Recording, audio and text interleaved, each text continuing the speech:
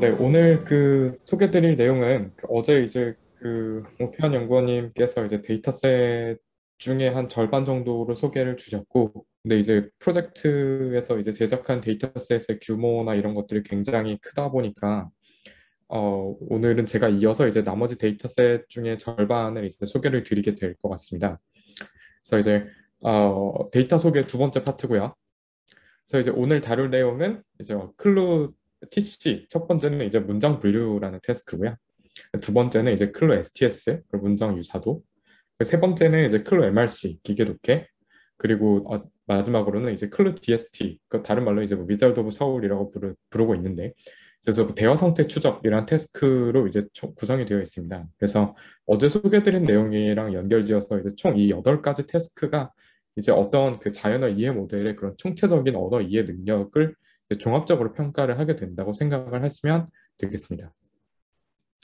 그래서 사실 그래서 이제 각각의 태스크가 구체적으로 어떤 걸 하는지 조금 더 이게 직관적으로 설명을 드리기 위해서 이제 그 각 태스크의 맨 첫 번째는 구체적으로 이게 뭘 하는 건지 이제 먼저 이제 좀 소개를 드리려고 하는데요. 이제 첫 번째 이제 태스크는 사실 이제 저희 그 8개의 총 태스크 중에 이제 가장 처음에 위치한 가장 간단한 태스크입니다.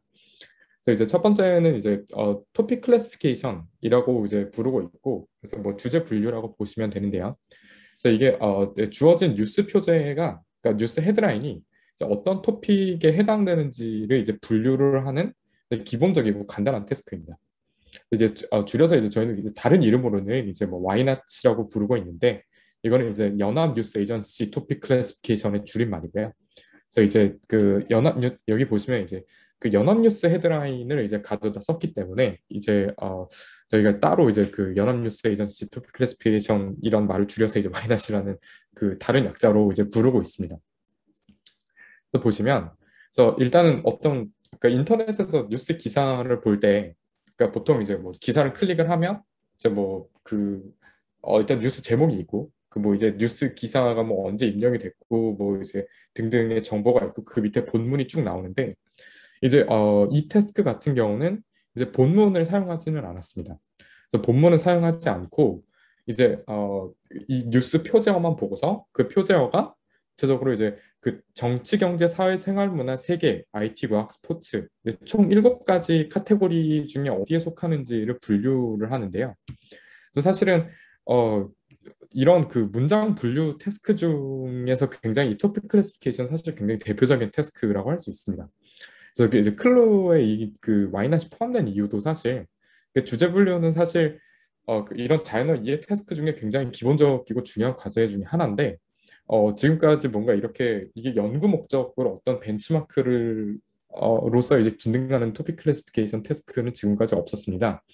그래서 이제 저희가 이 벤치마크를 만들 때 이제 그 8가지 태스크들 중에 어떤 거는 굉장히 좀 고난이도 자연어 이해 능력을 이제 좀 평가하기를 바랬고 어떤 태스크는 굉장히 또 쉬운 그런 이해 능력을 평가를 하길 바랬는데 그래서 이제 이 태스크 같은 경우는 이제 간단하고 기본적인 태스크로서 이제 사실 많은 대안들이 있었는데 근데 그 대안 중에 저희가 토픽 클래시피케이션을 이제 고르게 됐습니다.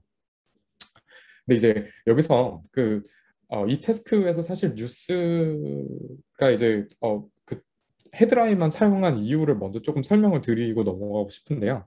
사실 이제 이 토픽 클래시피케이션 태스크 같은 경우에는 이제 해외에서도 굉장히 기본적인 태스크로 굉장히 어떤 그 문장 분류 모델의 성능을 평가하기 위한 대표적인 태스크로 많이 활용이 됐었습니다. 그래서 뭐 이제 네이지 뉴스나 이제 그런 다양한 뭐 다양한 나라의 벤치마크에도 이제 이런 토픽 클래시피케이션 태스크가 많이 포함이 되어 있는데 그 중에 어떤 것들은 이제 제목뿐만 아니라 이런 본문의 일부를 활용하기도 했었고 그리고 실제로 저희 벤치마크가 공개된 이후로 그래서 이 태스크에서 혹시 본문을 사용했냐 혹은 이제 본문을 사용하지 않았냐 이런 질문들이 들어왔었는데 사실 이제 저희가 이제 본문을 사용하지 않고 헤드라인만 사용하게 된 데는 사실 저작권 이슈가 좀 있었습니다. 그래서 기본적으로 뭐 신문 기사와 관련된 저작권 판례에 따르면 그래서 이제 이런 그 뉴스 기사를 요약한 이제 이 헤드라인에는 이제 그 저작권이 없으나 사실은 이 모든 뉴스 기사 본문은 기본적으로 모든 저작권이 이제 언론사에게 이제 귀속이 되는 형태로 되어 있습니다.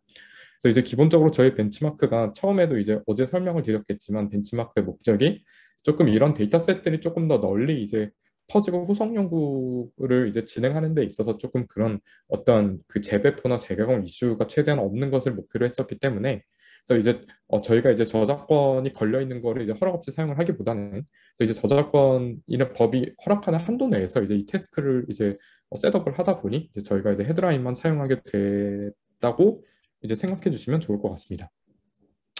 그래서 결국 이 헤드라인 텍스트만 보고서 이제 어떤 이 헤드라인이 어떤 토픽에 속하는지를 고르는 이제 단일 문장 분류, 그러니까 싱글 센텐스 클래시피케이션 태스크 포맷을 따르고요. 그래서 이제 간단한 클래시피케이션 태스크다 보니까 그 이밸리에이션 매트릭은 이제 매크로 F1 스코어를 사용을 하고 있습니다. 그리고 기본적으로 어떤 그 간단한 센텐스 클래시피케이션을 이제 버트 같은 어떤 그런 사전 학습된 언어 모델이 어떻게 다루는지를 이제 뭐 아시는 분도 계실 거고, 근데 뭐 이제 모르시는 분들을 위해서 조금 더 자세히 설명을 드리면 어떤 모델이 있을 때 일단 맨 앞에 오는 이제 CLS 토큰을 먼저 집어넣고 이제 그 뒤에 인풋으로 이제 이 헤드라인을 집어넣은 다음에 이제 쭉 모델에 대해서 이제 추론 연산을 합니다. 그러니까 인퍼런스 포워드 패스를 이제 쭉 계산을 한 다음에 그 CLS 토큰 위치에 대응되는 이제 마지막 그 히든 벡터를 이제 한번 이제 선언 변환 레이어를 거쳐준 다음에 이제 소프트맥스 레이어를 씌워서 이제 저 7가지 그 클래스 중에 어디에 속하는지를 이제 확률을 계산하게 되고 그래서 이제 이 모델의 예측값과 그리고 레이블 값이 이제 크로스 엔트로피를 최소화하는 형식으로 모델을 이제 사용을 하게 됩니다. 그래서 굉장히 기본적이고 간단한 태스크고요. 근데 이제 주로 여기서 근데 저희가 이제 데이터를 모을 때 그러니까 어떤 헤드라인에 있는 그 이제 토픽을 저희가 사실 정보를 활용할 수 있었음에도 불구하고 사실 저희는 이 그 각각의 7가지 이 토픽 중에 이 헤드라인이 어디 속하는지를 사실 이제 다시 한번 그 어노테이션을 하기로 결정을 했습니다. 근데 그 이유는 그러니까 사실 이제 뉴스 기사의 이제 표제, 그 헤드라인이 이제 그 작성이 되는 거를 생각을 해보면 사실 어떤 의미에서 이 헤드라인은 사실 본문을 봐야 이게 이 헤드라인이 정확하게 어떤 걸 의미하고 어떤 토픽에 속하는지를 조금 더 정확하게 알 수 있는데 근데 이제 저희는 이제 저작권 이슈를 고려하다 보니 이제 그 본문은 고려하지 않은 상태에서 어떤 헤드라인을 이제 특정한 토픽으로 이제 분류를 이제 하는 테스트를 만드는 상황이 되다 보니 이제 어떤 헤드라인들은 사실은 이제 그 본문을 보지 않고서는 이제 정치, 경제, 사회, 뭐 생각나 이 그 카테고리에 어디에 속하는지 약간 불분명한 케이스들이 분명히 생겼습니다. 사실은 이 태스크의 목적은 그래서 뭔가 자연어 이해 모델로 하여금 얼만큼 이제 이 어떤 특정한 뉴스 헤드라인, 그러니까 어떻게 보면 한 문장이 그러니까 어떤 토픽에 속하는지를 조금 더 잘 이제 분류할 수 있게 어, 분류를 하는지를 살펴보려고 하는 태스크지 사실 실제로 뭐 언론사 레이블을 실제로 예측을 하는 이제 그런 태스크를 목표로 했던 건 아니다 보니 그러면 이제 그런 이제 본문을 보지 않고서는 분류가 어려운 example들에 대해서 조금 더 이제 정확하게 레이블을 수정하기 위해서 이제 2016년도 12월부터 2020년 12월까지 이제 네이버 뉴스에 게재된 이제 연합뉴스 기사 표지 7만 개를 먼저 모았습니다. 근데 그 연합뉴스를 골랐던 이유는 그래서 이제 연합뉴스는 이제 가장 그 이제 한국에서 가장 많은 이제 가장 큰 뉴스 통신사로서 이제 가장 많은 양의 기사를 이제 배포를 하기도 하고 그리고 이제 뭔가 저 7가지 카테고리 각각에 대해서 이제 충분히 많은 양의 기사를 이제 갖고 있기 때문에 그래서 이제 이 적당히 이제 이 풀 안에서 이제 샘플링을 해서 이 데이터셋을 만들기 가장 적합했기 때문에 골랐습니다.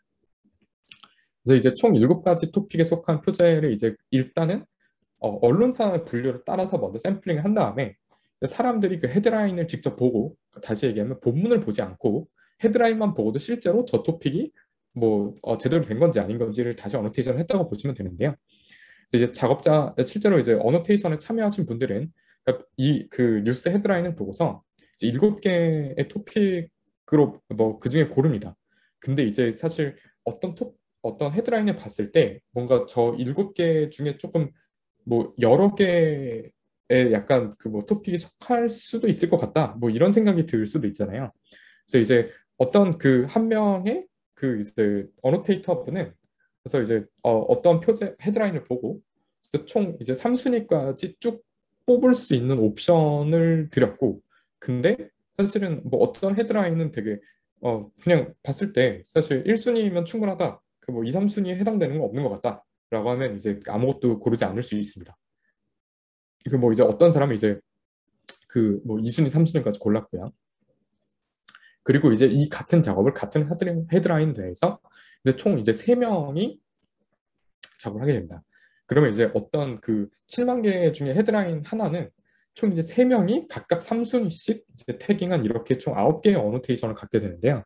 결국 이제 이 태스크의 목적은 이런 하나의 헤드라인 보고 여러 개의 레이블을 예측하는 게 아니라 이제 싱글 센텐스 클래시피케이션, 그러니까 이제 이 헤드라인이 7개 중에 어디에 속하는지를 이제 한 분류 과제이기 때문에 이제 이 어노테이터들 간에 이제 합의를 어떻게 볼 거냐라고 했을 때 이제 최종 레이블은 이제 1순위 주석 결과의 다수결로 일단 결정을 했습니다. 그리고 이제 다수결이 성립되지 않은 제외를 했고요. 그래서 이제 저희가 그 하나의 레이블로 일단은 최종 레이블을 정할 때는 1순위 주석 결과를 이제 참조를 하고 사실상 이제 2, 3순위는 이제 사용을 하지 않았는데 근데 이제 데이터셋 상에서는 뒤에서 말씀드리겠지만 일단 이 2, 3순위까지 그 결과가 이미 모두 공개가 되어 있습니다. 그래서 이제 이 데이터셋에서 이제 저희는 이제 이 최종 라벨을 가지고서 뭔가 모델 성능을 평가를 하게 되지만 이제 이 데이터셋 가지고 뭔가 그런 뭐 어노테이션을 진행하신 분들의 어떤 뭐 어그리먼트나 아니면 뭔가 조금 이 데이터셋을 변용해서 뭔가 다른 연구를 하고 싶어 하시는 분들이 있을 수 있기 때문에 이제 그런 여지를 열어두기 위해서 저희가 수집했던 모든 어노테이션이 일단 뭐 별도로 다 공개가 되어 있다고 생각하시면 되겠습니다. 그래서 이제 저희가 그 최종 데이터셋을 보면 그러니까 이제 그 정치, 경제, 사회, 문화, 세계, 스포츠, 과학 총 7만 개 중에 이제 여러 가지 필터링 기준을 이제 거쳐서 이제 7만 개 중에 총 6만 3,892개가 남았고요.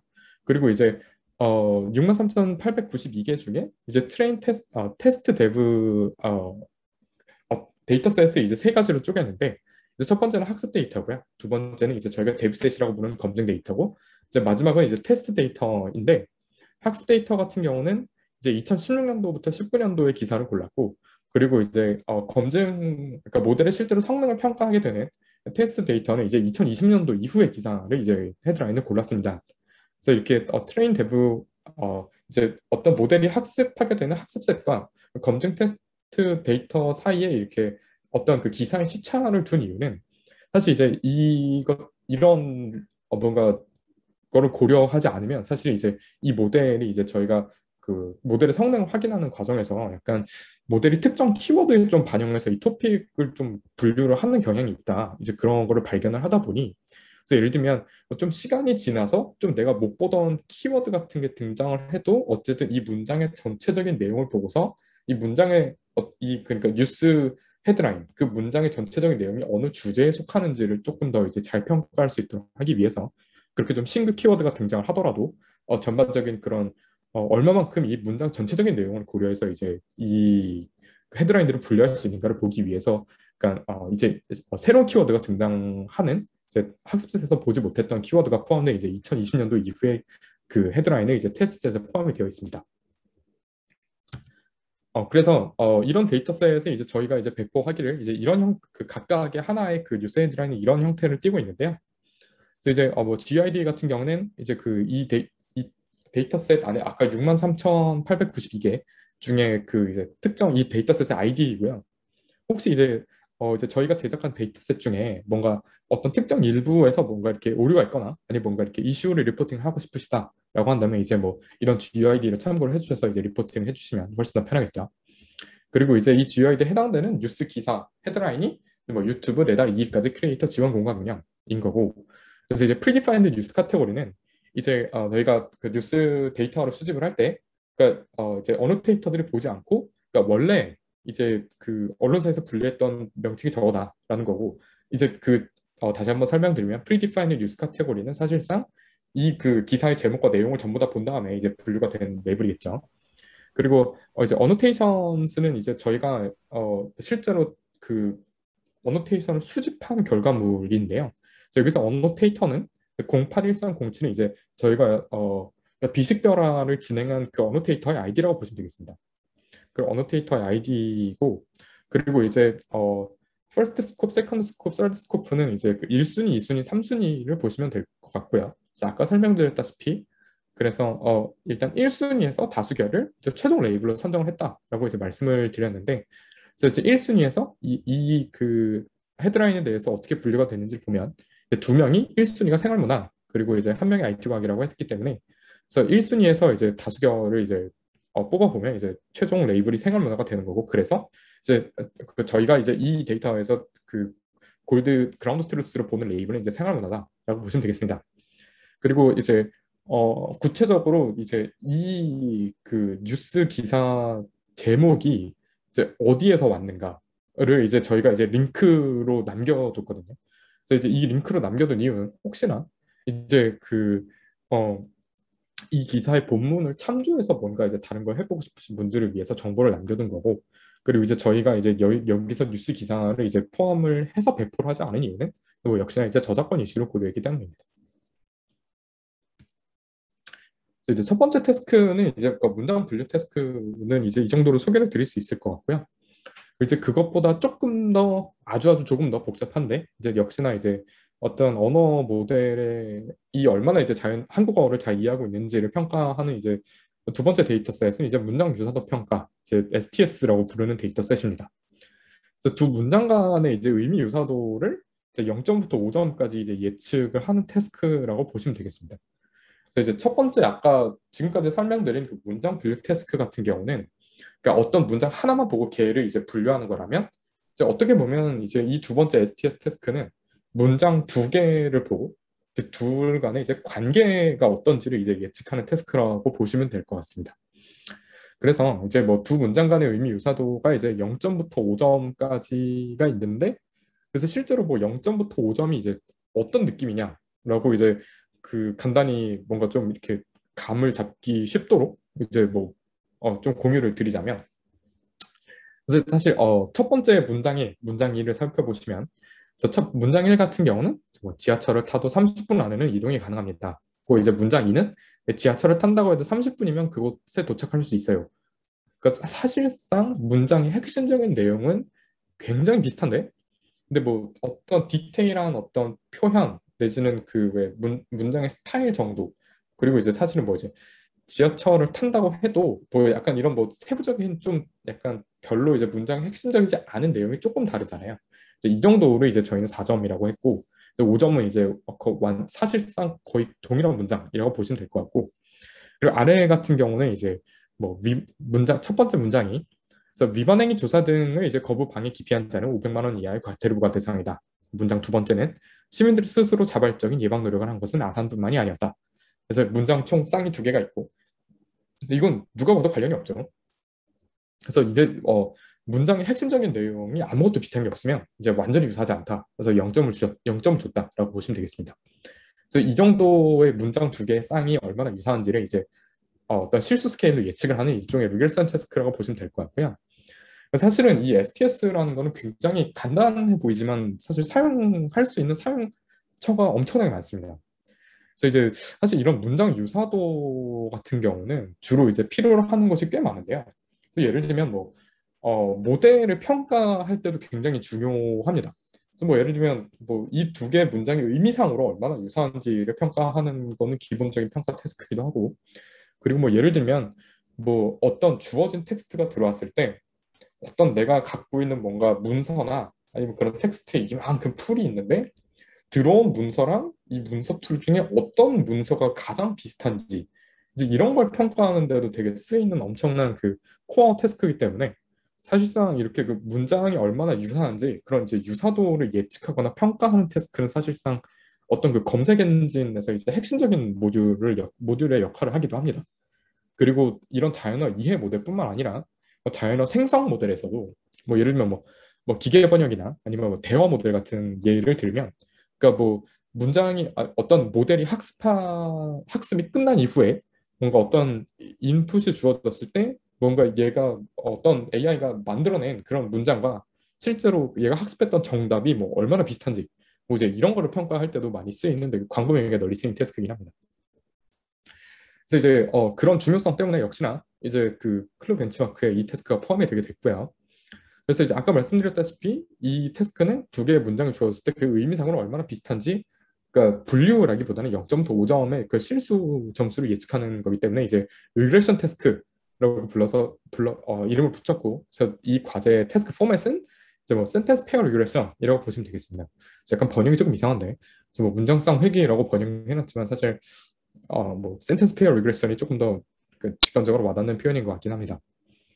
그리고 이제 모델이 예측하는 값과 실제로 이 데이터셋상에 주어진 정답이 실수다 보니까 이제 앞서 말씀드렸던 이제 뭐 F1 스코어보다는 사실은 그 모델의 프레딕션 값과 뭐 어, 정답이 얼마나 이제 선형적으로 관련이 높은지, 그래서 상관계수를 그러니까 코릴레이션 값을 보는 게 훨씬 더 자연스럽죠.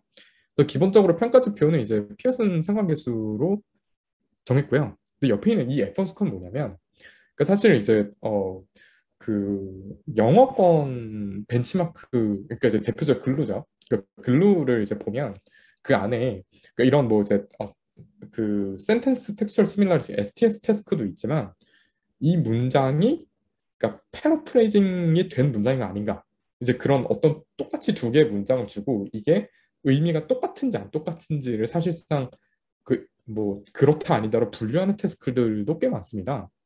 그래서 그렇다 보니 저희도 뭔가 0점부터 5점 사이의 특정 스레시홀드를 딱 주고 이제 일정 수준보다 이상 비슷하면 뭐 얘는 의미적으로 유사하다. 일정 점수 이하면 얘는 뭐 이 두 개의 문장은 서로 비슷하지 않다. 이런 식으로 뭔가 분류 과제로도 세팅을 할 수 있어서 이제 학습은 일단 기본적으로 뭐 센텐스 페어 리그레션으로 하되 평가는 이제 뭐 F1 스코어 또 이제 같이 본다. 그래서 F1 스코어를 같이 보는 이유는 뭔가 이제 일단 뭐 이 STS랑 테스크랑 그렇게 뭐 패러프레이즈 디텍션, 그래서 테스크가 굉장히 사실상 유사하거나 거의 동일한 테스크고, 그래서 이제 그런 관점에서 이 테스크를 볼 수도 있기 때문에 이제 F1 스코어가 마지막으로 추가가 되었다 정도로 이해하시면 되겠습니다. 그래서 베이스라인 모델 같은 경우는 그냥 어떤 사전학습된 언어 모델이 있을 때, 그러니까 일단은 뭐 첫 번째 토큰에 이제 CLS가 들어가는 건 똑같고 첫 번째 문장이 들어갑니다. 그첫 번째 문장과 첫 번째 문장이 끝난 이후에 이제 셉 토큰이라고 부르는 뭐 세퍼레이터가 하나 들어가고, 세퍼레이터 뒤에 두 번째 문장이 들어간 다음에 이제 아까처럼 똑같이 이제 포워드 패스를 계산을 하고 이제 마지막으로는 이제 CLS 토큰 위치에 대응되는 마지막 그 레프레젠테이션 벡터에 이제 적당히 뭐 선형변환 이후에 이제 실수 값을 이제 예측하는 레이어가 하나 달리게 되죠. 그리고 이제 그라운드 트루스도 이제 실수 값이기 때문에 모델의 프레딕션 값과 이제 실수 값을 최대한 비슷하게 만들어주기 위해서 민 스퀘어드 에러로 이제를 최소화하는 방향으로 모델이 학습됩니다. 그래서 이 데이터셋을 만들기 위해서 저희가 이제 확보했던 그 말뭉치는 총 3개가 있는데요. 첫 번째는 이제 에어비앤비, 두 번째는 정책 브리핑, 세 번째는 파라KQC라고 불리는 이제 코퍼스입니다. 그래서 사실 이거 3개가 각각 조금씩 다른 특성을 갖고 있기 때문에 저희가 최대한 STS가 그런 다양한 맥락에서 등장하는 그런 문장들의 유사도를 평가하기를 바랬기 때문에 이거를 적당히 섞었는데요. 일단 에어비앤비 리뷰 같은 경우는 이제 말 그대로 어떤 리뷰죠.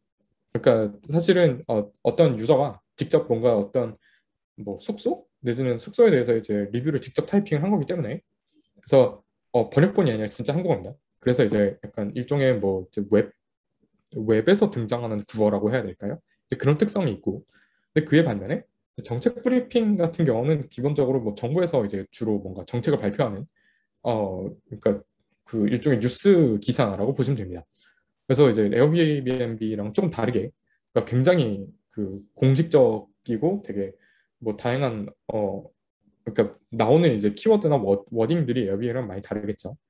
그 마지막으로 이제 파라케이QC 같은 경우는 그 저희 그 공동 일저자 중에 한 분으로 계셨던 그 조원님께서 이제 예전에 만들어 두셨던 코퍼스인데, 이거는 약간 그 왜 스마트 홈이라고 해야 되나요? 그러니까 이제 인공지능 스피커한테 이제 말로 그러니까 내가 그 명령을 한다고 해야 될까요? 그 스마트 스피커 커맨드 그런 느낌이라, 또 약간 이거는 또 웹 구어랑 조금 더 다르게 실제로 사람이 말로 하는 거를 약간 전사한 느낌의 그런 이제 코퍼스라고 보시면 되겠습니다. 그래서 이런 뭐 성격이 다른 세 개의 코퍼스를 적당히 섞어서 이제 다양한 도메인이 반영될 수 있도록 했고요.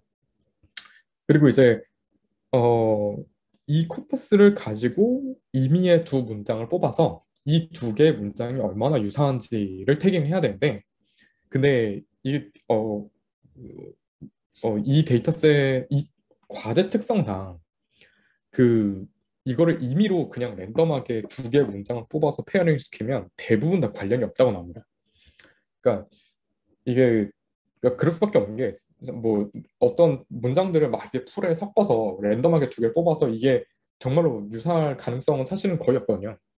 그러면 무슨 일이 벌어지냐면 그러니까 이만큼 뭔가 텍스트를 모아놓고 랜덤하게 막 뽑아서 그거를 페어링을 한 다음에 그런 어노테이션을 시키면 그러니까 사실 이제 0점부터 저 5점 사이에 한 데이터셋의 대부분이 다 0점으로 몰리는 경향이 생겨요. 그러면 그 소위 얘기하는 그 막대한 예산을 들여서 만든 데이터셋이 레이블이 유사하지 않은 것밖에 없으면 사실상 이제 그 데이터셋으로서의 기능을 하기 어렵겠죠. 그래서 그런 이유를 조금 좀 낮추기 위해서 그러니까 그런 좀 위험성을 최대한 줄이기 위해서 그래서 이제 어떻게든 그러니까 조금 적당히 유사하거나 매우 유사한 그런 문장 쌍들이 만들어질 수 있도록 저희가 그 여러 가지 조치를 취했습니다. 그래서 이제 첫 번째는 이제 이 적당히 유사한 혹은 굉장히 유사한 문장을 만드는 방법 중에 그 가장 쓰기 쉬운 혹은 뭐 생각하기 쉬운 방법 중에 하나는 이제 라운드 트립 트랜슬레이션이라고 부르는 수단 번역인데요. 이게 뭐냐면 예를 들면 뭐 파파고 같은 뭐 이제 번역기가 있다고 해봅시다. 성능이 좋은 번역기가 있다고 할 때 어떤 한국어 문장을 번역기에 집어넣어요. 그러면 한국어 문장이 영어 문장이 되죠. 그 다음에 이 영어 문장을 다시 한국어로 번역을 해요. 그러면 이제 보통은 의미가 유지가 된 채로 뭔가 조금 다른 표현이 되거나 뭐 아주 가끔은 뭐 아예 의미가 유지가 안 되기도 하지만 어쨌든 그래서 약간 뭔가 되게 큰 노력 없이 약간 조금 최소한의 노력으로 어떤 적당히 유사한 문장쌍의 페어들이 많이 찾을 수 있습니다. 그래서 이제 에어비앤비나 정책 브리핑 같은 경우는 이거 어떤 주어진 문장이 있을 때 얘랑 적당히 유사한 문장을 만들어내기 위해서 순환 번역을 사용을 했고요. 그리고 이제 나머지 이제 적당히 유사하거나 유사하지 않은 문장쌍을 계산하기 위해서 이제 어떤 문장들이 있는데 어떤 문장 하나 뽑아요. 그 다음에 얘랑 그러니까 예를 들면 뭐 100개 문장이 있으면 그 중에 하나 뽑으면 나머지 99개 문장 중에 얘랑 제일 비슷한 게 하나 있을 수 있잖아요. 근데 이제 얘랑 비슷한 거 안 비슷한 거는 일단은 뭐 저희가 계산할 때는 뭐 루지 스코어를 썼는데 이건 뭐 그냥 어 적당히 이제 이 문장과 가장 그 어떤 단어 키워드가 가장 많이 겹치는 어떤 문장이라고 보시면 되겠습니다. 그런 문장을 하나 뽑아요. 그 다음에 얘네 두 개를 묶고 그냥 버리고 그럼 나머지는 이제 98개 문장이 남았죠. 그럼 98개 문장 중에 하나를 뽑아서 뽑고 그리고 얘랑 그 다음에 또 비슷한 애를 하나 뽑아서 그 다음에 그 바깥으로 뺍니다. 이 과정을 계속 반복하는 게 이제 그리디 센턴스 매칭이라고 저희는 불렀고 그래서 이런 방식으로 적당히 유사하거나 아예 유사하지 않은 문장쌍을 적당히 유사하거나 이제 뭐 아예 유사하지 않을 거라고 이제 믿는 이제 그런 문장쌍을 만들었고 파라케이 QC 같은 경우는 이게 기본적으로 스마트 스피커 커맨드 도메인이 있는데 근데 이게 문장만 있는 게 아니라 사실 이 그 두 개의 문장이 두 개의 그 스마트 스피커 커맨드가 같은 의도를 갖고 그러니까 같은 걸 원하는 이제 명령이다 혹은 명령은 다른데 뭐 그 주제를 공유한다 뭐 이런 것들이 미리 어노테이션 되어 있습니다 메타데이터로 그러니까 예를 들면 뭐 같은 주제, 뭐 날씨라는 주제를 공유할 수 있죠. 그 스마트 스피커한테 뭐 오늘 날씨 알려줘 라는 거랑 뭐 예를 들면 내일 날씨는 어때? 이거는 뭐 서로 조금 다른 의도를 갖고 있지만 어쨌든 날씨란 주제를 공유하잖아요. 근데 그런 것도 이제 같은 주제를 공유한다고 하는 거고 뭐 오늘 날씨 어때? 이런 거랑 뭐 오늘 뭐 날씨 어떤지 알려줘 이런 거는 이제 뭐 주제도 갖고 같은 의도를 갖고 있겠죠. 그래서 이제 그런 것들을 메타데이터를 봐가면서 이제 조금 더 같은 의도로 가지만 조금 더 비슷하다고 가정을 했고 이제 뭐 의도는 다른데 이제 적당히 주제만 비슷한 것들이 이제 뭐 그렇게까지는 유사하진 않을 것 같다라고 이제 가정을 한 겁니다. 그래서 이런 식으로 뭔가 좀 되게 신경을 써서 적당히 저 0점부터 5점 사이에 문장쌍들이 좀 분포를 미리 해 있도록 맞춘 다음에 그 다음에 이제 실제로 그 저희가 그 생각했던 가설은 다 지우고 그래서 실제로 사람들한테 이제 그 풀어서 이거를 뭐 작업자를 모집을 해서 이제 어노테이션 하시는 분들이 어노테이션 하십니다. 어노테이션 하는 방식은 일단은 각 문장 페어당 총 5명에서 최대 7명의 그 이제 작업하시는 분들이 아래와 같은 기준을 이제 0, 1, 2, 3, 4, 5 총 6단계에 걸쳐서 이제 유사도를 평가를 하십니다. 그래서 5점 같은 경우는 이제 핵심 내용이랑 부가적인 내용이 다 똑같은 거고요. 4번 같은 경우는 이제 핵심 내용 똑같은데 부가적으로 아까 그 첫 번째 예제에서 보신 것처럼 그러니까 뭐 굉장히 디테일한 뭐 어조나 뭐 이제 어투의 차이가 있다. 요 정도인 거고. 그래서 뭐 3번은 이제 뭐 거의 비슷한데 그래도 이 부가적인 내용 때문에 의미 전달이 좀 바뀔 수 있다. 이런 게 3점. 그리고 이제 2번 그러니까 0.1점, 2점은 아예 핵심 내용이 다른데 그냥 뭐 적당히 그 언급하는 내용이나 어조 정도 비슷한 것 같다. 1점은 그냥 아예 다른 문장인데 적당히 주제만 똑같다. 0점은 아예 다른 얘기를 하고 있다. 정도로 이해하시면 되겠습니다. 그리고 이런 평가를 굉장히 여러 명한테 받은 다음에 그 이제 이제 그 작업자들의 평균 점수를 내는 거를 이제 최종 레이블이라고 보시면 될 것 같고요. 그래서 최종적으로 저희는 이제 15,000페어를 만드는 와중에 이제 한 그 1,000페어 정도는 이제 어느 정도 그 문제가 있는 페어라서 이제 리포팅 돼서 빠졌고 최종적으로 이제 13,224페어가 남았습니다. 그래서 각 퍼포스별로 이제 이 정도의 데이터셋이 남았다고 보시면 될 것 같고요. 그래서 이제 여기 역시나 이 데이터셋 또한 그래서 사실은 이 데이터셋도 데이터셋 자체로 가치가 있는 것 플러스 뭔가 언어 모델을 조금 더 잘 평가하는 게 이 데이터셋의 목적이다 보니 그래서 이제 어, 데브셋이나 이제 테스트셋, 검증이랑 테스트셋을 어떻게 구성하냐가 굉장히 중요한 이슈가 되는데요. 그래서 이제 약간 이 분포를 보시면 아시겠지만 지금 이제 학습이랑 검증 테스트를 합치면 이게 그 저희가 만든 전체 데이터셋의 그 0점부터 5점 사이의 분포인데 그러니까 그렇게 신경을 써서 만들었음에도 불구하고 0점이 사실 그 뭐 2,000페어 가까이 있는 거가 확인이 되시죠. 사실은 이런 그래서 STS가 이 정도로 신경 써도 이렇게 약간 좀 0점으로 쏠리는 경향이 있는데 이제 이런 걸 신경 안 쓰고 진짜 랜덤하게 그 어떤 문장 유사도 데이터셋을 만들면 그냥 그 돈 다 0점으로 다 태깅되고 그대로 날린다고 보시면 됩니다. 그래서 이제 그런 걸 막기 위해서 신경 썼는데도 이래서 그래서 어쨌든 이제 모델을 평가하는 입장에서는 그러니까 모델 평가를 위해서는 이제 0점부터 5점 사이에 최대한 좀 유니폼하게 그 점수가 분포가 되어 있어야 이 모델이 되게 0점도 판별을 잘하고 1점도 판별을 잘하고 2점도 판별을 잘하고 3, 4, 5점 다 판별을 잘한다고 결론을 내릴 수 있을 테니 그래서 검증이랑 테스트 셋은 최대한 유니폼하게 깔고 나머지 데이터 셋을 이제 학습 셋으로 몰아서 이제 트레이닝 셋을 구성을 했다 정도로 이제 보시면 되겠습니다. 그래서 이건 최종 데이터 셋이 어떻게 생겼는지 보여드릴 건데요. 이제 뭐 똑같이 아까랑 똑같습니다. 그래서 첫 번째는 이제 GUID라고 부르는 이제 이 데이터셋 안에서 이 example의 아이디고요. 그 소스 같은 경우는 아까 크게 뭐 에어비앤비, 정책 브리핑, 그리고 그 파란케이 큐스 이렇게 세 개가 있다고 했는데, 그래서 이제 에어비앤비라고 보시면 될 것 같고, 센텐스 1, 센텐스 2가 이제 주어진 문장 두 개, 그리고 레이블은 이제 어노테이션부터 보시면 이거는 이제 뭐 총 지금 7명의 작업자가 작업을 한 내용이고 이거는 이제 비식별화된 작업자 아이디라고 보시면 되겠습니다. 그리고 이 각각의 작업자가 이제 몇 점을 줬는지 이런 거를 알 수 있고 그리고 이제 어 보면 3점이 2개, 4점이 5개이기 때문에 각각 순서대로 어그리먼트는 이제 사실 4점에서 어그리먼트가 제일 많이 됐다. 그래서 이제 그 각각 점수를 준 사람들이 몇 명인지를 이제 표시를 한 거고 그래서 이제 아까 말씀드렸듯이 이 그 두 개 문장상의 최종 레이블은 이 값의 평균값입니다. 그래서 그게 이제 리얼 레이블인 거고 이제 리얼 레이블을 적당한 수준에서 반올림한 게 레이블이라고 보시면 될 것 같고 그리고 이제 이거를 뭐 특정 스레시홀드 이제 중간에서 잘라서 얘는 이제 그 0점과 5점의 중간보다 큰 값이기 때문에 얘는 이제 바이너리 레이블이 된다라고 보지 바이너리 레이블을 줬을 때 이제 충분히 유사하다고 볼 수 있다. 그래서 유사하다라는 의미의 바이너리 레이블 1을 줬다고 보면 될 것 같습니다. 그래서 이렇게 생긴 데이터셋이고요. 그리고 이제 첫 번째, 두 번째 데이터셋 같은 경우는 이제 생각보다 이제 좀 쉬운 데이터셋인데, 어, 이제 그 뒤이어 소개드릴 기계 독해랑 그리고 대화 상태 추적, 다이얼로그 스테이지 트래킹이라고 부르는 이제 두 개의 데이터셋은 사실 그 이제 다른 총 이제 8개 태스크가 있을 때 그 중에 이제 그 맨 뒤에 두 개로서 이제 그 약간 최고 난도의 그 자연의 이해 능력을 요구를 합니다. 그래서 이제 뭐 정리하면 첫 번째 태스크 뭐 이제 같은 경우는 그냥 뭐 문장의 주제 분류, 두 번째는 두 문장이 얼마나 유사한지를 보는 거였다면 이거는 일단은 예시를 먼저 감을 잡게 좀 예시를 보여드리면 이제 그 이런 그 기계 독해 데이터셋 중에서 이제 영어권에서 가장 유명한 게 이제 스쿼드라는 데이터셋인데 그 스쿼드 데이터셋의 예시입니다. 그래서 그냥 뭔가 이렇게 그 수능 외국 영역 문제랑 똑같다고 생각하시면 되는데요.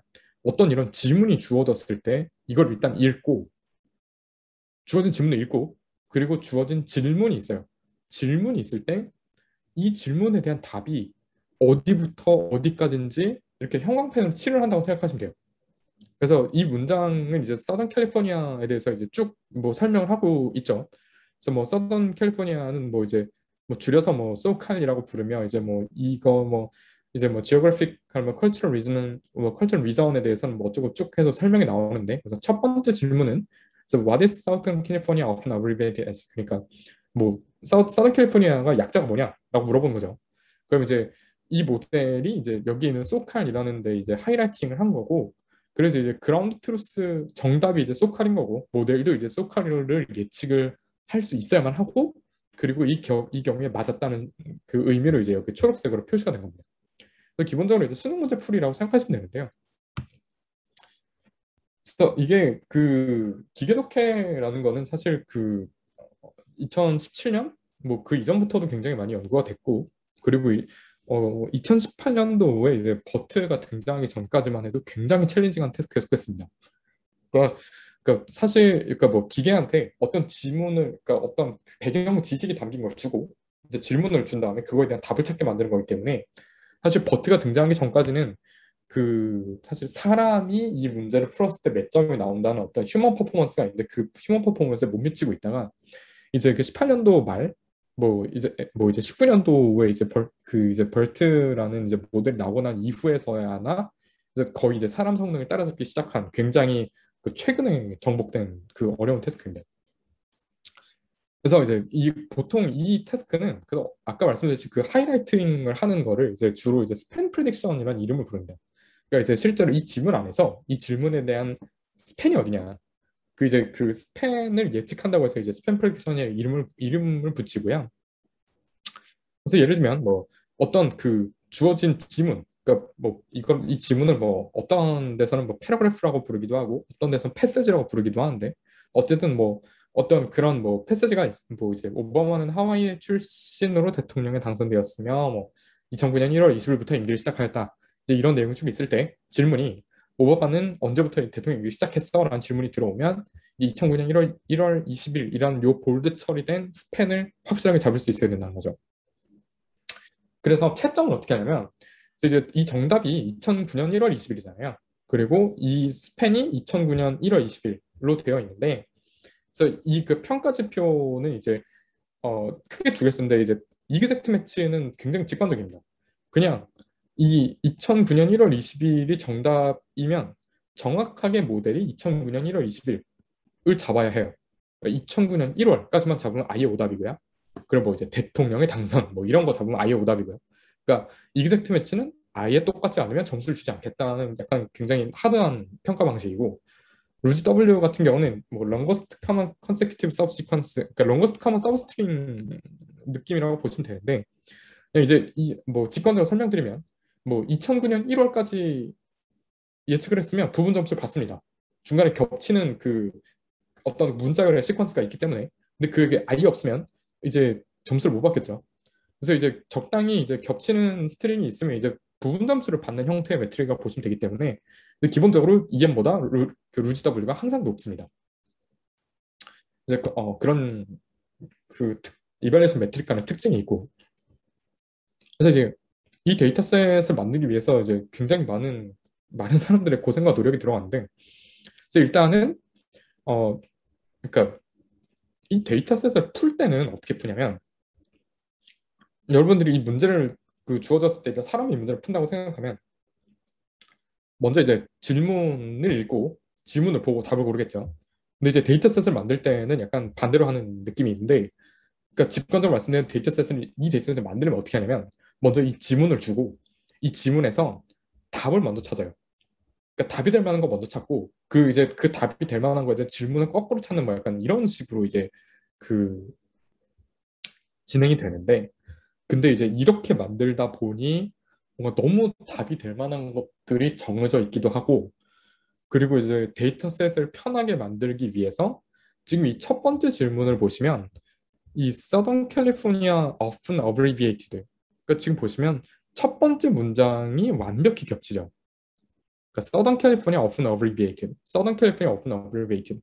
그러니까 약간 이 데이터셋을 생각 없이 만들면 이 모델이 뭔가 이 질문에 대해서 진짜로 답을 찾기보다는 이 질문의 텍스트와 이 지문의 텍스트가 최대한 비슷한 거를 어떻게 찾아갖고 그 주변에 있는 걸 잡는 약간 좀 이상한 걸 배워요. 그래서 이제 그런 굉장히 뭔가 데이터셋을 만드는데 그런 뭐 아티팩트를 줄이는 것도 되게 중요하고 그렇게 만들기 위해서는 또 굉장히 많은 노력들이 들어가는 되게 어려운 데이터셋 플러스임에 동시에 기본적으로 이제 보통은 이제 외국에서는 이런 뭐 지문으로 많이 사용되는 텍스트가 뭐 위키피디아 같은 것도 있지만 기본적으로 뉴스도 많이 씁니다. 뉴스 말고 뭐 책도 쓰고 뭐 교과서도 쓰고 뭐 오만 가지 걸 다 쓰는데 문제는 저작권이죠. 그래서 이제 저희들이 사용한 코퍼스는 이제 위키피디아는 뭐 저작권 프리합니다. 정확히는 이제 CC by SE 3.0을 따르고 있기 때문에 이제 이거를 재가공했을 한 경우는 이제 CC by SE를 따라야 되고요. 그래서 뭐 위키피디아는 큰 문제가 없는데 한국경제 뉴스 기사를 이제 아크로펜 뉴스 기사를 저희가 이제 쓰게 됐습니다. 그래서 이거 두 개를 쓴 이유는 뭐 굉장히 긴 히스토리가 있는데 결론만 말씀드리면 그 뉴스 기사를 사용해서 이런 AI 학습용 기계 독해 데이터셋을 만든다. 이제 이 활용 목적으로 뭔가 저희가 이제 그 모든 데이터셋에 대해서 추구했던 그런 뭐 재가공, 재배포, 영리적 활용이 가능한 데이터셋 이제 그 목적으로 이제 활용 허락을 해준 기관이 이 두 군데밖에 없었기 때문입니다. 뭐 단순하지만 슬프면서도 뭐 일단 저작권법 이슈를 이제 해결하고 가기 위해서는 이 방법밖에 없었고요. 그래서 어쨌든 이거 두 개를 이제 받게 됐고, 그래서 이제 적당히 이제 위키피디아 같은 이제 뭐 어떤 백과사전에서 등장하는 지문과 이제 뉴스 기사들이 실제로 뭐 이런 독해 지문으로 등장을 한다고 보시면 됩니다. 그래서 이제 이 지문을 가지고 어떤 질문들을 만드냐면, 그러니까 이제 아까 말씀드렸듯이 이제 이 질문을 대충 만들면 실제로 뭔가 모델이 추론을 한다기보다는 그냥 비슷한 단어나 그걸 찾기 때문에 그러니까 이거를 이 질문을 그 문단에 있는 내용을 그대로 사용하지 말고 그거를 살짝 바꿔서 이제 만드는 게 패러프레이즈고요. 이제 그렇게 만들어진 질문들의 퀘스천 타입이 타입 1, 이 패러프레이즈라고 저희는 불렀고 두 번째는 난이도가 높습니다. 그러니까 그냥 어떤 문장 하나만 읽어서 답을 찾을 수 있는 게 아니라 뭔가 어떤 두 개의 문장을 조합해야만 이 문장의 답을 찾을 수 있게 만드는 이제 그런 타입이 이제 멀티 센텐스 리즈닝이라고 부르는 이제 복합 추론 형태 가장 난이도가 높은 형태였고요. 그리고 마지막은 이제 어넷서러블. 그러니까 이제 예를 들면 여기서 뭐 예를 들면 이 지문은 이제 서던 캘리포니아에 대한 얘기를 하고 있는데 이게 미국의 뭐 뜬금없는 지역에 대해서 뭐 약자가 뭔지를 물어볼 수 있잖아요. 뭐 예를 들면 뭐 이제 그냥 뭐 워싱턴 주의 뭐 시애틀의 뭐 약자가 뭐냐 뭐 이런 식으로 갑자기 뜬금없이 물어본다고 해보겠습니다. 그러면 이 질문에 대한 답은 이 안에 찾을 수가 없어요. 근데 이제 이게 생각보다 중요한 게 이건 사실은 굉장히 뭔가 기계가 뭔가 엄청 이상적인 상황이에요. 그러니까 이 질문에 대한 답이 언제나 내가 어떤 질문에 답이 무조건 있다고 가정할 수 있는 상황은 세상에 생각보다 많지 않아요. 그러니까 보통은 뭔가 정보에 그런 뭐 스토리지가 이만큼 있고 그 안에서 어떤 질문이 들어왔을 때 내가 그게 답이 어디 있을 만한 건지 먼저 찾은 다음에 그 문제를 푸는 게 일반적이지 사실은 이 문단 안에 그 답이 있는지 없는지 보통 없는 경우가 훨씬 더 많거든요. 그래서 이제 그런 조금 어떤 현실적인 맥락을 고려했을 때 이 어떤 이 문단 안에 이 질문에 대한 답이 아예 없는 경우가 생각보다 많을 수 있는데 이제 그런 걸 반영하기 위해서 이제 마지막 이제 세 번째 타입으로는 이제 unanswerable question을 집어넣고 그래서 이제 총 이제 MRC 클린 MRC 같은 경우는 그냥 약간 대충 만든 데이터셋이 아니라 굉장히 많은 사람들이 고생해서 만든 되게 뭐 난이도가 어려운 것도 있고 그리고 기존의 아티팩트를 좀 줄이기 위한 노력도 있고 조금 더 현실적인 시나리오 많이 고려한 굉장히 고품질의 데이터셋이라는 거를 되게 강조를 많이 드리고 싶습니다. 사실 이 데이터셋 만드는 게 제일 힘들었거든요. 그래서 이제 실제 작업 과정에 이제 작업자들에게 지문을 제공하고 이 각각 세 개의 타입마다 이제 뭐 저희들이 좀 제공했던 가이드라인이 다 따로 있습니다. 그래서 뭐 자세한 내용은 이제 논문에 조금 더 기록이 되어 있는 편이고요. 그래서 주어진 가이드라인에 맞게 지문을 생성하도록 했습니다. 실제로 뭐 이제 텍톡이라는 이제 툴킷을 활용해서 그 가이드라인을 주고 그리고 실제로 뭔가 어떤 이제 답을 만들고 근데 이 질문을 만드는 과정에서 이제 5만 가지 그 피드백과 질문 사항들이 나왔는데 이제 그런 거 이제 별도의 게시판을 활용해서 이제 밤낮 없이 그래서 이제 그 어노테이션을 이제 주관하시는 그 만드시는 분들과 이제 저희 연구팀이 이제 밤낮 없는 커뮤니케이션을 통해서 이제 이런 뭐 애매한 부분들이나 이제 이런 부분들에 대한 그 답변을 많이 드렸었다. 이제 뭐 그런 히스토리가 좀 있고요. 그 최종적인 데이터셋으로는 결국 이거 세 개의 타입을 합쳐서 총 이제 29,000 샘플이 이제 제작이 되었습니다. 총 이제 그 22,300개 문서에서 이제 23,000개의 문단을 활용을 했고요. 그러니까 사실상 거의 이제 그 각각의 패서지가 그러니까 이제 각각 하나의 질문만 담고 있다는 거죠. 그리고 이제 전체 이제 29,000개의 퀘스천이 들어왔고 이제 6대 2대 2대 비율로 이제 트레인드 테스트로 분리를 했고 그래서 이제 뭐 간단한 스탯은 뭐 이 정도 됩니다. 그래서 이제 아무래도 그 뭐 클루 MRC 이전에 이제 콜쿼드라는 데이터셋이 있었다 보니 그래서 이게 떤 의미를 갖는지를 조금 더 이제 강조를 하기 위해서 그러니까 이제 저희가 뭔가 그 콜쿼드랑 뭐 동일한 노력을 한 번 더 할 필요는 사실 없는 거잖아요. 그래서 저희가 뭐 이제 그 콜쿼드를 경쟁 상대라고 보기보다도 뭔가 이제 콜쿼드는 사실상 이제 그 리더보드 상에서 휴먼 퍼포먼스가 거의 정복이 됐다 보니 이제 보통 이제 어떤 데이터셋이 그 어떤 데이터셋에서 이제 그게 뭔가 사람이 이제 풀면 성능이 이 정도인데 모델이 이제 그 성능을 달성하면 사실은 그거보다 더 어려운 데이터셋이 나와서 이제 또 못 푸는 문제를 이제 기계한테 제시를 하고 이제 그 못 푸는 문제를 풀 수 있는 모델을 만들면서 뭐 이제 그런 식으로 조금 더 이제 그 자연어 처리 분야가 이제 발전을 하는 거거든요. 그래서 이제 그 콜커드랑 비교했을 때 실제로 우리는 뭐 이제 콜커드보다 훨씬 더 이제 난이도가 높은 데이터셋을 만들어서 이제 아직 이제 한국어 MRC가 끝난 게 아니다. 그래서 이제 콜커드를 이제 정복했던 그런 모델들도 이제 큰 MRC에 오면 훨씬 더 어려운 문제들이 많기 때문에 성능이 많이 떨어질 거다. 그래서 이제 저희가 이제 만들어 놓은 클로 MRC의 그 휴먼 퍼포먼스 이제 성능이 다시 다다를 때까지 이제 다양한 어떤 모델적인 부분의 개선이 필요하다. 이제 뭐 이런 거를 좀 강조드리기 위해서 이제 들어간 실험들입니다. 그래서 이제 기계 독해 같은 경우는 그래서 뭐 주어진 질문에 대한 답을 찾는 건데 그래서 뭐 데이터셋은 마지막으로 이렇게 생겼다는 것 정도로 이제 보여드리려고 합니다.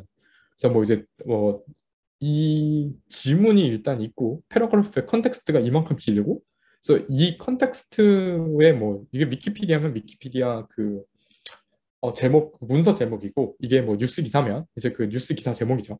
그래서 이제 제목이 들어가고 패러그래프가 들어가고 그리고 이제 여기에 QA가 있는데 그래서 여기 보면 퀘스천이 질문입니다. 그래서 뭐 이제 북태평양 기단과 오스케 기단이 만나 국내 머무는 기간은 이게 질문이고 그리고 이제 여기 그러니까 국내 머무는 읽어보면 사실은 뭐 한 달 가량 한 달. 그러니까 이렇게 복수 정답이 있을 수 있어요.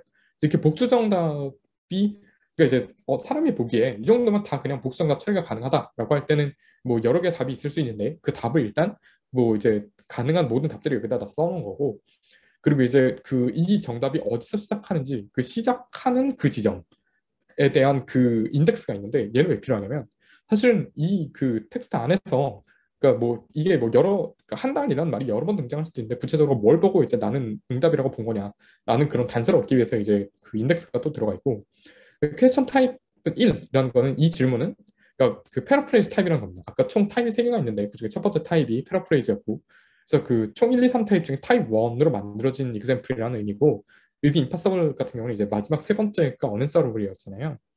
그래서 이 질문이 이거 읽고 답을 할 수 있는지 없는지를 나타냅니다. is impossible. 그래서 이제 뭐 is impossible true면 답을 할 수 없는 거고 false면 답을 할 수 있다는 거죠. 그리고 답을 할 수 있기 때문에 여기에 답이 들어가 있고요. 그래서 이제 뭐 이거는 그리고 뉴스로 만들어졌기 때문에 그 뉴스는 이제 카테고리는 종합이고 그리고 그 한국경제신문 아크로펜 중에 한국경제신문의 기사를 활용해서 데이터셋을 만들었다 정도의 메타데이터가 달려있다고 보시면 되겠습니다. 마지막으로 소개드릴 데이터셋은 대화 상태 추적이라는 이제 가장 난이도가 높은 태스크입니다. 그래서 이건 기본적으로 그 어떤 시나리오를 주로 가정을 하냐면 뭔가 어떤 이제 그 어떤 콜센터나 아니면 CS 같은 데서 그러니까 뭔가 어떤 그 사람의 예약 같은 거를 대신 받아주는 시나리오를 생각을 하시면 되겠습니다. 그래서 실제로 뭔가 어떤 그 시스템 역할을 하는 뭔가 그런 예약을 받아주는 그런 에이전트 뭐 사람일 수도 있고 보실 수도 있죠.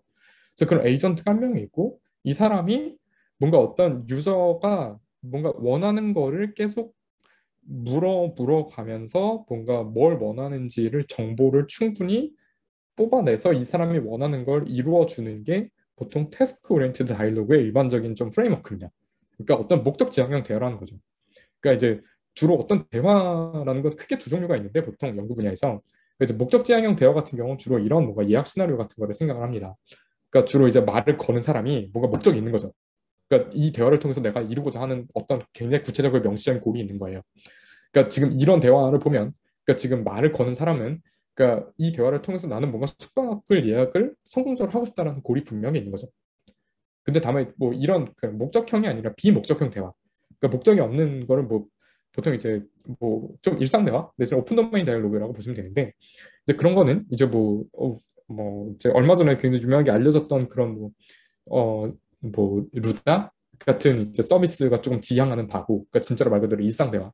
근데 이제 이거는 뭔가 목적이 있는 그런 목적형 대화에서 어떤 이제 뭐 에이전트랑 그 뭔가 요구 사항이 있는 사람이 대화를 하는데 이 대화 상태 추적의 목적은 이 뭔가를 이루고자 하는 사람이 말을 했는데 이 말 속에서 이 예약을 받아주는 시스템이나 사람이나 에이전트가 기억을 해야 할 것을 매 대화 턴마다 뽑아내는 태스크입니다. 그래서 난이도가 굉장히 높고요. 그래서 보면 그래서 뭐 그냥 이거는 뭐 말을 지금 복잡하게 하면 사실 예시를 보는 게 빠릅니다. 그래서 보면 뭐 일단은 유저가 들어와서 뭐 이제 인사를 하겠죠. 안녕하세요라고 하면 이제 뭘 도와드릴까라고 했을 때 서울중앙에 위치한 호텔을 찾고 있습니다. 저 외국인 친구도 함께 갈 예정이라서 원활하게 인터넷을 사용할 수 있는 곳이었으면 좋겠어요라고 얘기를 하면 이 사람이 원하는 건 호텔 예약하고 싶은데 그건 서울중앙에 있어야 되는 거고 그리고 여기 인터넷을 사용 가능해야 하며 숙소 종류는 뭐 에어비앤비나 아니면 뭐 그런 게 아니라 호텔이어야 하는 거죠. 이제 이런 것들이 이제 쭉쭉 뭔가 이렇게 뽑아내는 태스크를 이제 다이로그 스테이트 트래킹이라고 하고 보통 이 원하는 걸 뽑아내는데 형식이 있습니다. 보통 이제 어떤 숙소 예약 시나리오에서 이 사람이 원하는 숙소의 지역, 이 사람이 원하는 숙소의 종류, 이 사람이 원하는 숙소의 인터넷 가능 여부는 목적 달성과 관련된 정보의 타입들로서 보통 슬롯이라고 부른다. 그리고 이제 이 슬롯에 해당되는 어떤 밸류들이 그러니까 이 숙소의 지역이 어디에 위치해 있는지 뭐 서울중앙 그리고 구체적인 숙소의 종류는 호텔 인터넷 가능이 예스라고 하는 서울중앙 호텔 예스라는 게 실제 이 슬롯에 대응되는 밸류 그러니까 구체적으로 유저가 요구하는 값인 거죠. 그러니까 슬롯은 일종의 유저가 요구할 수 있는 어떤 정보의 종류인 거고요. 그래서 이 슬롯 밸류들의 각각의 페어의 모음이 다이얼로그 스테이트라고 보통 부르고요. 그래서 이걸 대화 상태라고 부르고 이런 다이얼로그 스테이트를 매 턴마다 트래킹을 한다고 해서 이거를 다이얼로그 스테이트 트래킹이라는 태스크라고 부릅니다. 그리고 이 다이얼로그 스테이트 트래킹이라는 태스크를 이제 뭐 할 수 있는 이 데이터셋을 이제 이런 그 배경을 저희는 이제 아무 한국어 평가하다 보니까 웬만하면 조금 더 이제 사실적인 그런 느낌을 주고 싶어서 서울에 있는 지명을 최대한 용하려고 했는데요. 그래서 이제 위자드 오버 서울이라는 이름이 붙었고 그래서 이제 WOS라는 이제 약자를 통해서 뭐 다른 이름을 통해 부르기도 합니다. 그래서 사실 이런 그 클랩 포함된 이런 목적 지향형 대화 같은 경우는 굉장히 최근에 뭐 알렉사 내지는 뭐 인공지능 스피커로 대변되는 그래서 뭐 AI 인공지능 스피커가 이제 NLP 분야에서 뭐 사람들한테 뭐 어떤 어시스턴트 기능을 하죠. 그래서 그런 어시스턴트로서 이제 뭔가 그런 발전할 가능성이 있기 때문에 이제 그런 그 최근 와서 굉장히 이제 유행하고 활발하게 연구가 시작된 분야이며 그리고 뭐 아직까지 이 분야를 정말로 이제 뭐 많은 분들이 인공지능 스피커를 써보신 분들은 다 아시겠지만 아직은 뭐 연구가 많이 필요한 분야 같죠. 실제로 써보면. 그래서 이제 실제로 그 성능을 높이기 위해서 다양한 연구가 진행이 되고 있고 그래서 그런 뭔가 어떤 실제적인 적용 가능성 여부가 분명하다 보니 그래서 이제 다양한 언어 이해 벤치마크에서 이제 포함되면서 이런 테스크는 되게 잘해보자라는 관심도가 굉장히 높아지고 있습니다. 그래서 이제 특히나 8가지 태스크 중에 이 그 다이얼로그 스테이트 트래킹, 위자드 오브 서울이 독보적인 위치를 차지하고 있는 거는 그러니까 유일한 어떤 실제 대화 형태의 언어를 이해하는 태스크로서 그러니까 어떤 실제로 뭔가 한국어를 잘 이해한다면 뭐 첫 번째 뭐 대화 뭐 어떤 텍스트의 주제, 의미의 유사도 뭐 수능 문제도 잘 풀 수 있으면 좋겠지만 사실은 우리가 일상생활에서 하는 그런 언어는 사실 대화 형태가 굉장히 많은데 근데 그런 대화조차 잘 이해할 수 있어야 한다는 거죠. 그래서 약간 베이스라인 모델조차 특이합니다. 그래서 지금까지 앞에 세 가지 태스크는 굉장히 다른 벤치마크에서도 널리 쓰이는 전형적인 태스크라서 이 베이스라인 모델에 대해서 설명은 잘 안 드렸는데, 그래서 일단은 이 태스크를 풀기 위해서 모델이 어떻게 작동하냐면 대략의 그림을 그려드리면 어떤 그 자연어 이해 모델, 예를 들면 뭐 이렇게 버틸 수도 있죠. 그럼 뭐 프리트레인드 모델이 일단은 어떤 대화 텍스트가 쭉쭉쭉 들어왔을 때 그 안에 인베딩을 쭉쭉 뽑습니다. 그리고 이제 이거를 컨텍스트 벡터로 합쳐서 슬롯 게이트 연산을 먼저 하는데, 이 슬롯 게이트는 뭐냐면 PTR, don't care, none, yes, no 뭐 이런 게이트가 있어요. 이건 뭐냐면 지금 이 턴에서 어떤 슬롯에 대해서 지금 처리를 해야 되는 건지, 그러니까 이게 어떤 밸류인지를 잡아야 되는 건지, 아니면 이 슬롯에 대해서 아예 유저가 신경을 안 쓴다고 한 건지, 아니면 아직 언급이 안 돼서 지금은 해당이 없는 건지, 아니면 아까 뭐 인터넷 가능 여부처럼 뭔가 그 슬롯 밸류가 이제 yes, no로 이제 뭐 판단이 될 수 있는 건지. 근데 그런 거를 먼저 한번 거르고 실제로 이게 처리가 필요하면 구체적으로 그 어떤 밸류여야 하는지를 어 그 스테이트를 이제 그 밸류를 이제 예측해서 그 제너레이션을 하고, 그래서 이제 이걸 통해서 각 매 턴마다 그 슬롯 밸류의 페어를 뽑아내는 모델입니다. 그래서 이제 이 모델은 보통 트레이드라고 부르고요. 그리고 이제 트레이드의 조금 더 자세한 내용은 이 페이퍼를 참고로 하시면 되겠습니다. 그래서 평가 지표는 크게 두 개를 씁니다. 그래서 첫 번째는 이제 그 프레딕션이랑 그라운드 트루스, 이렇게 그 두 개가 있다고 할 때 슬롯 ABCD에 대해서 뭔가 지금 데이터셋 상에 있는 정답은 소문자 ABCD고, 그리고 모델이 실제로 이 모든 걸 정확하게 맞췄어요. 그러면 조인트 골 어큐러시는 모든 걸 다 맞춰야 1점이 오릅니다. 이 중에 단 하나로 틀리거나 이게 뭐 B가 아니라 뭐 아예 뭐 지금 뭐 아예 처리가 안 됐다 이러면 그냥 조인트 골 어큐러시는 이 턴에 대해서 모든 스테이트를 파악하기 실패했기 때문에 점수를 못 얻는 거고, 다만 이제 슬롯 마이크로 레퍼런스 스코어 같은 경우는 각 슬롯별로 일단 맞추면 점수가 오릅니다. 그래서 이제 각 슬롯별로 계산하는 이제 슬롯 와이즈 마이크로 레퍼런이 조금 더 약간 제너러스한 이발레이션 매트리가 보시면 될 것 같고, 그리고 이제 첫 번째 게 조금 더 훨씬 더 어렵고 이제 점수를 따기 힘든 거다. 그래서 지금 뭐 예를 들면 지금 저희 사용하는 슬롯이 뭐 한 2, 30개 된다면 그 중에 하나만 틀려도 이제 그 점수를 얻을 수 없는 거죠. 그래서 이제 이런 복잡하고 어려운 태스크를 이제 만드는 것도 사실 문제입니다. 그래서 만드는 거 어떻게 만드냐면, 그러니까 보통은 그래서 뭐 직관적으로 생각해 보면 어떤 아까 이게 뭐 숙소 예약 시나리오를 예를 들면 어떤 사람이 숙소 예약을 받아주는 역할을 할 수도 있는 거죠. 그러니까 받아주는 사람의 역할은, 그러니까 뭔가 어떤 요청이 들어왔을 때 요청을 이해를 하고 뭔가 어떤 데이터베이스를 갖고 있어야겠죠. 그러니까 어떤 노리지 베이스가 있어서 뭐 내가 지금 뭐 예약해 줄 수 있는 숙소는 이런 게 있고, 숙소의 위치는 어디며, 뭐 숙소의 전화번호는 뭐고, 뭐 숙소가 뭐 인터넷이 되고 안 되고, 이런 뭔가 어떤 노리지 베이스가 내가 들고 있어서 어떤 유저가 나한테 그걸 요청하면 내가 이 노리지 베이스를 보고서 그거에 뭐 지금 예약이 된다 안 된다는 말을 할 수 있어야겠죠. 그래서 기본적으로 시스템 역할은 이제 그런 걸 해야 되는 거고, 유저는 어떤 그 내가 이루고자 하는 목표가 있어요. 그 목표를 보고 이 시스템한테 계속 물어보는 거예요. 그러니까 내 목표가 이렇게 명시된 어떤 골 인스트럭션 같은 게 있는데, 그 목표가 뭐 어느 지역에 뭐 매달 며칠 날 몇 명이랑 뭐 숙소를 예약을 하고 싶다. 그리고 뭐 2박 3일 뭐 이런 요구 조건이 있으면 이제 이 시스템한테 이거대로 물어보는 거예요. 그러니까 뭐 이 지역에 이 날짜에 뭐 숙소가 있어요? 뭐 몇 명 돼요? 뭐 거기 뭐 인터넷은 돼요? 주차는 돼요? 뭐 이제 이런 거를 계속 물어보는 거예요. 그래서 이제 유저는 뭔가 자기가 원하는 게 있고 그 원하는 거를 이제 계속 시스템한테 물어봐야 되는 거고, 시스템은 그 요청 사항을 보고 이해하고 내가 갖고 있는 노리지 베이스를 통해서 그게 뭐 되는지 안 되는지를 계속 피드백을 줘야 되는 거지. 그래서 이제 이거를 보통 각각 따로따로 역할을 맡아서 이제 그 생성을 할 수가 있는데, 근데 이게 데이터셋을 만드는 데 굉장히 큰 문제가 많습니다.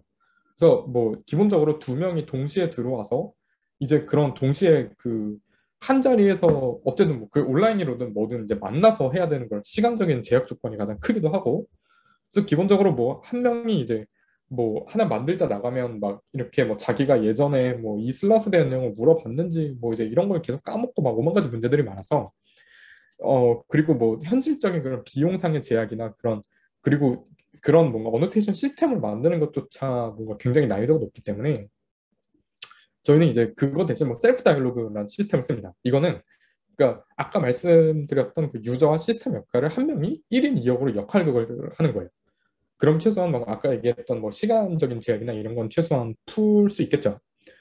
그리고 이제 어노테이션 할 때도 뭔가 그냥 내가 이걸 보고 대충 막 얘기하는 게 아니라 그러니까 약간 내가 지금 이 턴에서 말을 하면서 동시에 내가 의도한 이제 슬롯이랑 밸류는 이런 거였고 그걸 내가 시스템 역할을 할 때 그 내가 의도한 슬롯 밸류를 조금 더 정확하게 태깅할 수 있기 때문에 그건 내가 요청한 거니까. 그래서 이제 그런 차원에서도 조금 어노테이션 에러가 낮아진다는 장점이 있죠.